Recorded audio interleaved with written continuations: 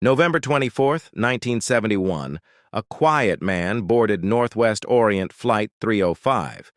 He wasn't famous, he wasn't rich, and no one gave him a second look. He paid cash for a one-way ticket from Portland to Seattle and called himself Dan Cooper.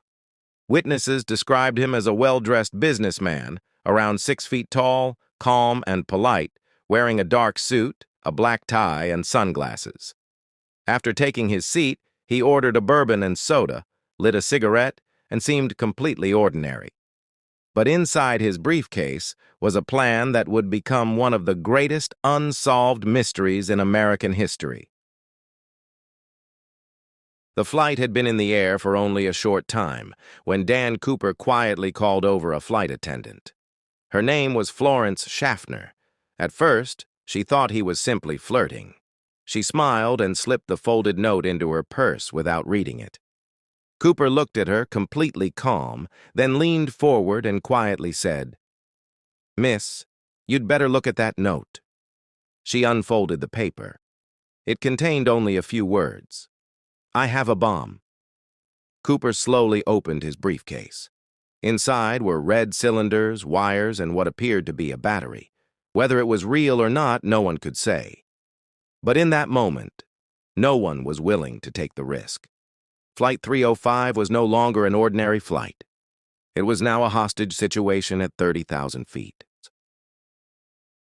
Cooper's demands were surprisingly simple.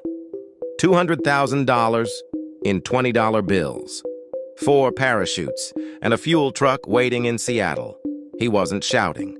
He wasn't threatening passengers. He simply waited while the aircraft circled above the city.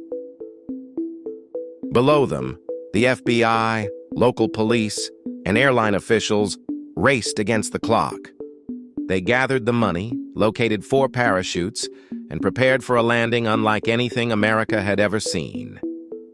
When Flight 305 finally touched down, Cooper got exactly what he asked for. But the most dangerous part was only just beginning. But Cooper wasn't planning to stay on that airplane. The passengers were released, but for the crew, the nightmare continued. Flight 305 took off once again, into the cold, rainy night. Cooper gave the pilots very specific instructions. Fly low, fly slowly and cautiously. Keep the landing gear down. Leave the rear staircase unlocked. No fighter jets, no sudden movements. Somewhere over the forests of the Pacific Northwest, Cooper picked up the money, strapped on a parachute, and walked toward the back of the aircraft. Then, at approximately 8:13 p.m., the crew felt a sudden movement. The aircraft lurched upward. D.B. Cooper had jumped into complete darkness. He was never seen again. D.B. Cooper was gone from the world forever.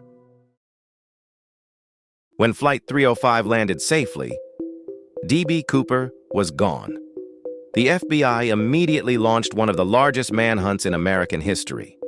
Thousands of agents, soldiers, helicopters, and search teams searched the forests of the Pacific Northwest. They searched mountains, rivers, and miles of wilderness, but they found nothing. No parachute, no body, no trace of the man who had disappeared into the night. Nearly a decade later, a young boy made an incredible discovery. Buried in the sand along the Columbia River were thousands of dollars in $20 bills. The serial numbers matched D.B. Cooper's ransom money. It remains one of the only confirmed clues ever found. More than 50 years have passed, and nobody knows who D.B. Cooper really was. Did he survive the jump? Or did he disappear forever, somewhere in the forests below? In 2016, after decades of investigation, the FBI officially closed the case, but the mystery never disappeared. To this day, new theories continue to emerge, new suspects are still discussed, and one simple question remains completely unanswered. Who was D.B. Cooper? Maybe the answer is still out there.